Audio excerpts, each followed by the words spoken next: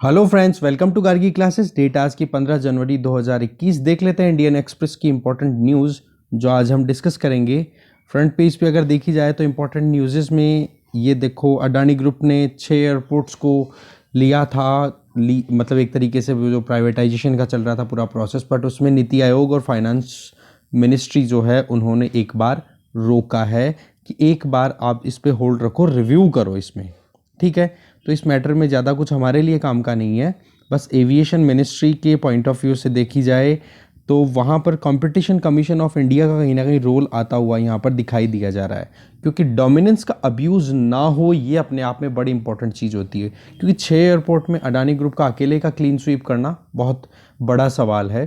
तो इस आर्टिकल से हम, इन दोनों आर्टिकल से हम दो चीज़ें पिक करेंगे। ठीक है, एक तो एयरपोर्ट अथॉरिटी ऑफ इंडिया की डिटेल पिक करेंगे और एक हम कंपटीशन कमीशन ऑफ इंडिया, उसके बारे में पूरी डिटेल जानेंगे। इसके लिए आपके पीपीटी के तौर पे मैं स्क्रीन पे लेके आऊँगा डिटेल्स। ठीक है, तो एक तो इस आर्टिकल का हमने थोड़ा सा जिस्ट तैयार किया है।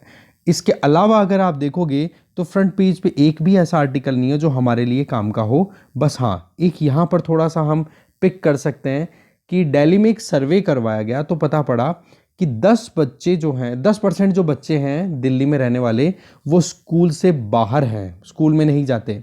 और लगभग 80% जो घर हैं दिल्ली में, अगर नंबर्स की बात की जाए, 80% जो घर हैं उनके यहाँ पर कंप्यूटर्स भी नहीं हैं। तो आप देखोगे कोविड-19 पे इन पर्टिकुलर्स पे कितना ज़्यादा परेशानियों का सामना करना पड़ा होगा।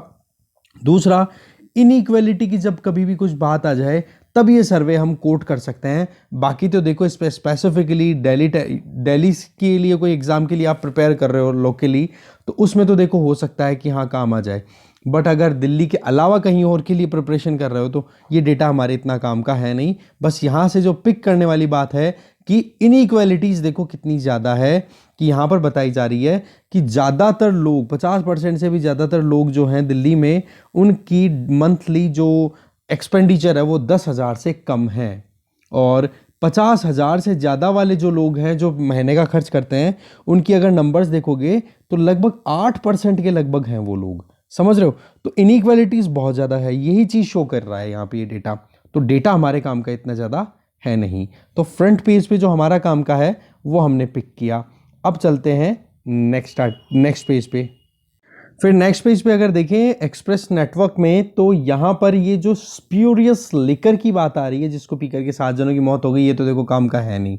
बट यहाँ पर बात आ जाती है कि जहरीली शराब में कौन सा कंटेंट होता है। देखो नॉर्मली तो इथाइल अल्कोहल पिया जाता है, ठीक है, तो उस वजह से कोई प्रॉब्लम नहीं होती। बट इसमें कंटेंट अगर वाइन में मिथाइल अल्कोहल हो जाता है ना, तब वो जहरीली बन जाती है। तो कंटेंट ज़रूर ध्यान रखना आप कि मिथाइल अल्कोहल की प्रेजेंस की वजह से दारू या शराब कहीं ना कहीं पॉइजनस बन जाती है और उसकी वजह से बहुत सारे लोगों की डेथ होती रहती है, रिपीटेडली हमने देखा।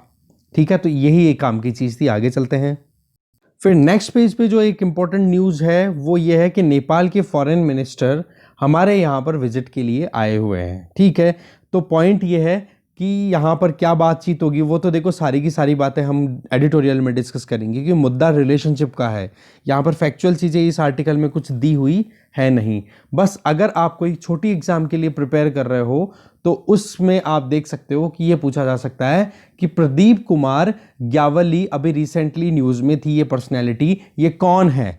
ठीक है, तो ये नेपाल के फॉरेन मिनिस्टर हैं, ये ध्यान रखना, जो कि अभी इंडिया की टूर पे आए हैं, प्रदीप कुमार ग्यावली, ये ध्यान रखना है। ठीक है, नेपाल भी अब इंपॉर्टेंट होने लग गया है, अभी क्वेश्चन आ सकता है। चलिए नेक्स्ट देखते हैं। एक्सप्लेन पेज पे हमारे पास में 2 आर्टिकल्स हैं, जिसमें पहला आर्टिकल तो ये है कि वैक्सीन किसको मिलेगा और कैसे मिलेगा, उसकी डिटेल। तो यहाँ पर जो भी डिटेल दी हुई है वो बड़ी फैक्चुअल है, बट हमारे यहाँ पर आप समझ सकते हो, जब केस स्टडीज़ को डील करते हो आप एथिक्स पेपर में, तो वहाँ पर ये कहीं ना कहीं आपके लिए केस स्टडी में आपके आर्ग्यूमेंट को स्ट्रॉन्ग बनाने के लिए एग्जाम्पल, कि किस तरीके से एक सीक्वेंस में हम वैक्सीनेशन का प्रोसेस कंडक्ट कराएंगे अगर हम कहीं के कलेक्टर बनते हैं तो। समझ गए? तो वो एक देखेंगे। ये आर्टिकल नीचे वाला जो है, गोल्ड की प्राइस में इस तरीके से क्या वेरिएशन आ सकते हैं इस वैक्सीन के आने के बाद में, तो वो चीज़ें हमारे इतनी काम की नहीं है। मार्केट में हमें इन्वेस्ट करना ही नहीं है, करना है तो आप पढ़ लो एक बार। ठीक है, चलते हैं आगे। इकोनॉमी पेज की अगर हम बात करें तो फिर से देखो कंसंट्रेशन ऑफ पावर, वो ही कंपटीशन कमीशन ऑफ इंडिया, उसके बारे में ही बात हो रही है। तो इस आर्टिकल की जो मेन कोर है थीम, हम competition commission of India, airport authority of India, इनके बारे में डिटेल में बता ही रहा हूँ आपसे, पूरी डिटेल में अभी बता दूंगा। ठीक है, ये आर्टिकल हमारे काम का है नहीं। इसके अलावा अगर आप देखोगे तो नीचे भी कोई इतना काम का है नहीं। बस ये कितना सही है कि पेट्रोल और डीजल पे एक्साइज ड्यूटी गवर्नमेंट बहुत ज़्यादा लगा रही है। ठीक है, लगभग 30 से 35 रुपए तक की रेंज है 1 लीटर पे एक्साइज ड्यूटी अप्लाई करने की। एक छोटा सा आर्टिकल बड़ा इंपॉर्टेंट है, वो हम यहाँ पे देख सकते हैं। ये देखो, प्रधानमंत्री नरेंद्र मोदी जी अभी सैटरडे को, मतलब कल, एक एड्रेस देंगे अपना खुद का। ठीक है, तो वो कहाँ पर देंगे? Startup India international summit. तो सवाल ये है कि स्टार्टअप इंडिया इंटरनेशनल समिट कौन ऑर्गेनाइज कर रहा है? तो DPIIT, ये ध्यान रखना, DPIIT ये कर रहा है। इस डिपार्टमेंट के बारे में आप थोड़ी सी डिटेल जरूर देख लेना, बाकी और कुछ काम का नहीं है। ठीक है, ये जरूर, स्टार्टअप इंडिया इंटरनेशनल समिट ये ऑर्गेनाइज किया जा रहा है DPIIT, क्योंकि क्वेश्चंस जो हैं वो इन्हीं में घुमा देते हैं कि ये एक्सटर्नल अफेयर मिनिस्ट्री ने कराया है या कॉमर्स मिनिस्ट्री ने कराया, जो भी कराया, तो आपकी क्लैरिटी होने की ज़रूरत है। ठीक है, तो देखते हैं अब एक एक आर्टिकल को डिटेल में। हाँ, एक आर्टिकल वर्ल्ड पेज पे भी है जो हमारे लिए काम का है कि एक पिग की पेंटिंग मिली है, वर्ल्ड की ओल्डेस्ट केव आर्ट मानी जा रही है। ये बात की जा रही है लगभग कि ये 45,500 साल पुरानी ये पेंटिंग है। तो कहाँ पर मिली है? ये सुलावेसी में। तो एक तो मैपिंग पॉइंट ऑफ व्यू से देखेंगे कि सुलावेसी कहाँ पर है। दूसरा, जो गुफा है उस गुफा का नाम क्या है वो हम देखेंगे। और इसके पहले क्या बातें चल रही थी कि जो कि पुरानी पेंटिंग्स के रिलेटेड थी कि सबसे मतलब द मोस्ट ओल्डेस्ट या फिर द ओल्डेस्ट पेंटिंग कौन सी है, तो वो डिटेल हम एक बार इस आर्टिकल को देखेंगे। ठीक है, अब देखते हैं कि एक आर्टिकल को डिटेल में। सबसे पहले हम बात करते हैं एयरपोर्ट अथॉरिटी ऑफ इंडिया। देखो, एयरपोर्ट अथॉरिटी ऑफ इंडिया को स्टैब्लिश किया गया था 1995 में। ठीक है, और उस टाइम पे एक एक्ट आया था, airport authority of India act 1994, जो कि मिनिस्ट्री ऑफ सिविल एविएशन के अंडर में काम करती है। तो इस तरीके से ये एक स्टैट्यूटरी बॉडी हो गई। एयरपोर्ट अथॉरिटी ऑफ इंडिया की ड्यूटी क्या है? बिल्डिंग, एनहेंसिंग और servicing and management of civil aviation infrastructure. Civil aviation जैसे पोर्ट्स हो गए, एयरपोर्ट्स हो गए, सिग्नलिंग के लिए, सर्विलांस के लिए जो सिस्टम या इंस्टॉलेशंस होती हैं वो सारी हो गई। तो उन चीज़ों का मैनेजमेंट का काम करता है कौन? Airport authority of India. इसके मेजर फंक्शन की बात करें तो आप देखोगे एयर ट्रैफिक मैनेजमेंट सर्विसेज ये प्रोवाइड की जाती है, आप देखोगे एयरपोर्ट अथॉरिटी ऑफ इंडिया के द्वारा, जो कि air space, Indian air space तो है ही, हमारी जो बॉर्डर है उसके ऊपर का जो एयर स्पेस है वो तो है ही। इसके अलावा जो हमारे नेबरिंग ओशन एरियाज हैं, इंडियन ओशियन आप देख सकते हो, बे ऑफ बंगाल हो गया, अरेबियन सी हो गया, वहाँ पर भी आप देख सकते हो एयरपोर्ट अथॉरिटी ऑफ इंडिया जो है air traffic management services provide करता है। इसके अलावा कम्युनिकेशन, नेविगेशन, सर्विलांस भी प्रोवाइड किया जाता है, जिसको CNS भी बोला जाता है। ये काम भी कहीं ना कहीं एयरपोर्ट अथॉरिटी ऑफ इंडिया के द्वारा ही किया जाता है। ठीक है, इसके अलावा ये रिस्पॉन्सिबल है क्रिएट करने के लिए, मैनेज करने के लिए, मेंटेन करने के लिए और अपग्रेड करने के लिए एविएशन इंफ्रास्ट्रक्चर, जो कि यही बात आ गई ऊपर वाली। ठीक है, और हेडक्वार्टर कहाँ पर है? दिल्ली में। तो ये चीज़ें हमने कुछ जानी एयरपोर्ट अथॉरिटी ऑफ इंडिया के बारे में। अब आगे हम बात करते हैं एयरपोर्ट अथॉरिटी ऑफ इंडिया के कुछ इंपॉर्टेंट अचीवमेंट्स या प्रोजेक्ट्स के बारे में। देखो, एक तो है automatic dependence surveillance system, ADSS। India पहला नेशन था जिसने साउथ ईस्ट एशिया के साथ में ADSS को इंप्लीमेंट किया, जो कि Chennai, Kolkata air traffic control centres पे ऑपरेट होता है। वैसे साउथ ईस्ट एशिया नहीं, साउथ एशिया में पहला कंट्री है, ईस्ट नहीं आएगा यहाँ पे। साथ में आप देखोगे ये जो ADSS सिस्टम है ये एयर ट्रैफिक कंट्रोल को इनेबल करता है ओशन एरियाज में। जैसे हमने देखा ना कि किस तरीके से CNS की फैसिलिटी प्रोवाइड की जाती है ओशंस पे, बे ऑफ बंगाल हो, अरेबियन सी हो या फिर जो इंडियन ओशन है वहाँ पर हो। तो इस तरीके से जो एयरपोर्ट अथॉरिटी ऑफ इंडिया है उसके अंडर ADSS। एक है गगन प्रोजेक्ट। गगन प्रोजेक्ट जो है एयरपोर्ट अथॉरिटी ऑफ इंडिया और साथ में इसरो, ये दोनों मिलकर के इम्प्लीमेंट करते हैं। इसमें मेन चीज़ क्या है कि जो नेविगेशन के लिए जो भी ज़रूरतें होती हैं एयरक्राफ्ट की हो गई, तो वो सिग्नल्स को रिसीव करने के लिए ग्लोबल पोजिशनिंग सिस्टम है ये GPS। ठीक है, Gagan system, airport authority of India, ISRO दोनों मिलकर के। फिर है performance based navigation. Airport authority of India ने जो है performance based navigation procedure start कर रखे हैं, जो कि एयरपोर्ट ऑफ दिल्ली, मुंबई और अहमदाबाद पर ऑपरेट हो रहे हैं।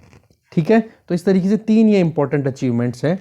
अब हम बात करते हैं कंपटीशन कमीशन ऑफ इंडिया की। देखो, कंपटीशन कमीशन ऑफ इंडिया ये भी एक स्टैट्यूटरी बॉडी है, दैट मीन्स कि एक कानून के तहत ये बनी है, और वो कानून है कंपटीशन एक्ट 2002 में। ठीक है, और ये बॉडी स्टैब्लिश कब की गई थी? कानून तो 2002 का है, बट स्टैब्लिश की गई थी बॉडी को मार्च 2009 में। आप देखोगे, हम जब इकोनॉमी की हिस्ट्री की बात करते हैं, हमारी इकोनॉमिकल हिस्ट्री की बात करते हैं, तो वहाँ पर आपने एक एक्ट का नाम सुना होगा जिसका नाम था MRTP act, monopolies and restrictive trade practice act 1969, जिसको रिपील कर दिया गया था और रिप्लेस कर दिया गया था किसके द्वारा? कंपटीशन एक्ट 2002 के द्वारा। तो एक तो ये बड़ी इंपॉर्टेंट इन्फॉर्मेशन है यहाँ से। और ये रिकमेंडेशन किसने दी थी? उस कमेटी का नाम था राघवन कमेटी। बोले ये पुराना है और थोड़ा सा वही है, आप कह सकते हो कि कम्युनिस्ट आइडियोलॉजी से इन्फ्लुएंस था ये तो इस वजह से कहीं ना कहीं आप देख सकते हो कि हमारे जैसे ही 1990s से LPG पॉलिसीज इंप्लीमेंट होना शुरू हुई, तो हमारे थोड़ा सा हम कैपिटलिस्ट एटीट्यूड में चले गए। पहले तो मिक्स्ड सोशलिस्ट हुआ करते थे, अब मिक्स्ड कैपिटलिस्ट हमारा कंट्री है, हमारी इकोनॉमी है। ठीक है, कंपटीशन कमीशन ऑफ इंडिया का एम क्या है जिसके लिए इसको स्टैब्लिश किया गया है? सबसे इंपॉर्टेंट है रोबस्ट कॉम्पिटिटिव एनवायरनमेंट। मान लो कोई एक बड़ी फर्म है और एक छोटी फर्म है, तो छोटी फर्म बेचारी आवाज़ ही नहीं उठा सकेगी, तो उन छोटी फर्म्स की प्रोटेक्शन के लिए कंपटीशन कमीशन ऑफ इंडिया, क्योंकि ये फिर मोनोपोलाइज कर लेते हैं अपने सिस्टम को, या आप कह सकते हो डोमिनेंस को अब्यूज करना शुरू कर देती हैं बड़ी कंपनियां, तो उस चीज़ को रोकने के लिए इवन आप देखोगे जो मर्जर हो रहे थे अभी रिसेंटली, आपने देखे वोडाफोन आइडिया का मर्जर हुआ है, फॉर एग्जांपल दे रहा हूं मैं, तो इस मर्जर के इशू को भी कहीं ना कहीं कंपटीशन कमीशन ऑफ इंडिया देखता है। या कहीं पर भी 2 बड़ी कंपनियां मर्ज हो रही है तो भी कंपटीशन कमीशन ऑफ इंडिया की टेरिटरी आ जाती है। देखो, ये प्रोएक्टिव एंगेजमेंट रखता है, मतलब कहीं पर भी अगर इसको हिंट मिलता है ना, तो जल्दी से अपनी तरफ से एक्टिवली काम करना शुरू कर देता है। और सभी स्टेक होल्डर, जिसमें चाहे कंज्यूमर हो, चाहे इंडस्ट्री हो, चाहे गवर्नमेंट हो, या फिर इंटरनेशनल ज्यूरिसडिक्शन की जब बात आती है ना, तो वहां पर ये एक्टिवली काम करता है। ठीक है, इसके अलावा आप देखोगे यहाँ पर ये जो इंस्टीट्यूशन है ये बहुत ही नॉलेज इंटेंसिव है। यहाँ पर जो मेंबर्स बैठते हैं वो बहुत ही नॉलेज इंटेंसिव है, जिनके पास में कॉमर्स, इंटरनेशनल अफेयर्स या जो भी ट्रेड, मर्जर, कॉन्फ्लिक्ट्स, इनसे रिलेटेड एक्सपीरियंस हो कम से कम 15 साल का, तब जाकर के उनको इसके मेंबर बनाए जाते हैं। अब आगे बताऊंगा मैं आपको और डिटेल में थोड़ा।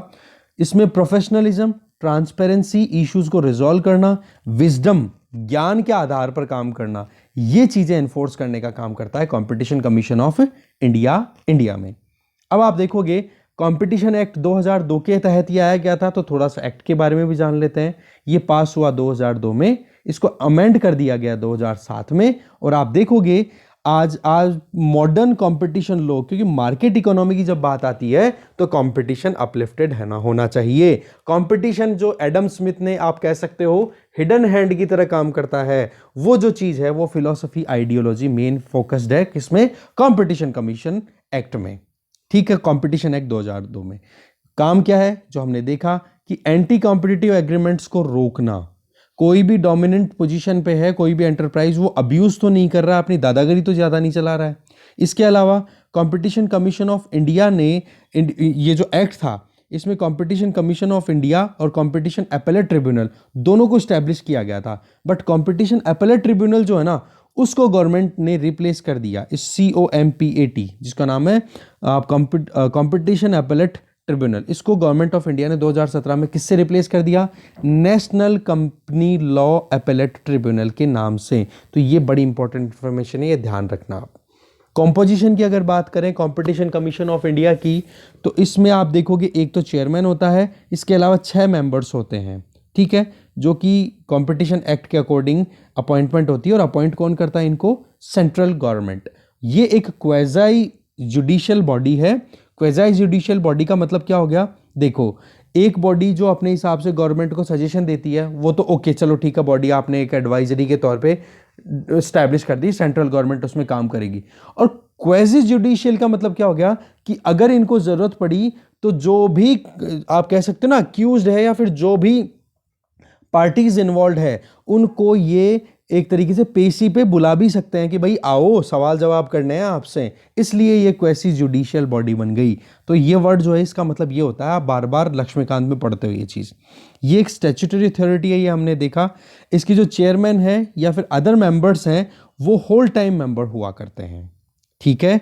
और इसमें मेन जो अपॉइंटमेंट्स होती है वो किसके बेसिस पे, कि कम से कम 15 साल का एक्सपीरियंस तो इनके पास में हो ही, कम से कम 15 साल का एक्सपीरियंस तो इनके पास में हो ही, जिसके बेसिस पे फिर ये काम करते हैं, और एक्सपीरियंस भी बहुत सारे फील्ड में, ठीक है, अलग अलग। तो इस तरीके से competition commission of India is over here. अब चलते हैं वापस न्यूज़पेपर पे।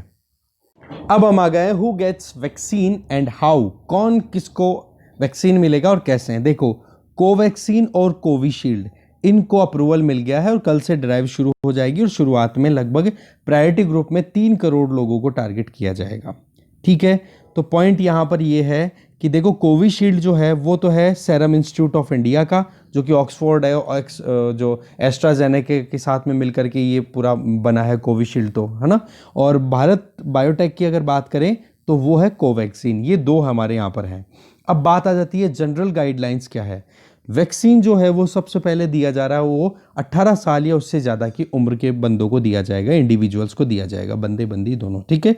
वैक्सीन जो है वो इंटरचेंजेबल नहीं होंगे। फॉर एग्जांपल एक इंडिविजुअल, क्योंकि 2 शॉट लगेंगे ना, एक अभी लग गया, एक 6 महीने के बाद में लगेगा, तो उस केस में जिसको कोविशील्ड लगा है उसको ही 6 महीने के बाद में कोविशील्ड ही लगेगा। ऐसा नहीं कि कोविशील्ड तो 6 महीने पहले लग गया अभी, और 6 महीने बाद में आपने कोवैक्सीन लगा दिया, तब तो गड़बड़ हो जाएगी। इसलिए वैक्सीन सेम स्ट्रेन का लगेगा, ठीक है।